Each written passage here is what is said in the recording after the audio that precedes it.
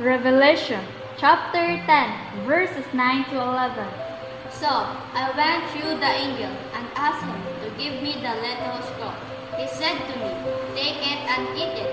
It will turn your stomach sour, but in your mouth it will be sweet as honey." I took the little scroll from the angel's hand, and I ate it. It tasted as sweet as honey in my mouth, but when I had eaten it, my stomach turned sour.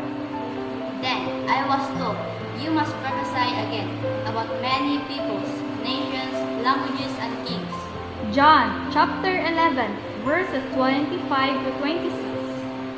Jesus said to her, "I am the resurrection and the life. The one who believes in me will live, even though they die. And whoever lives by believing on me will never die." Do you believe this?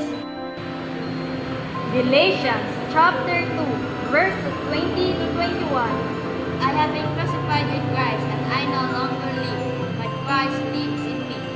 The life I now live in the body, I live by faith in the Son of God, who loves me and gave himself for me.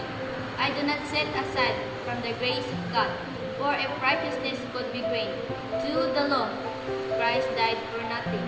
John chapter 8, verses 12, 31, and 32. When Jesus spoke again to the people, he said, "I am the light of the world. Whoever follows me will never walk in darkness, but have the light of life." To the Jews who had believed him, Jesus said, "If you hold to my teaching, you are really my disciples. Then you will know the truth, and the truth will set you free."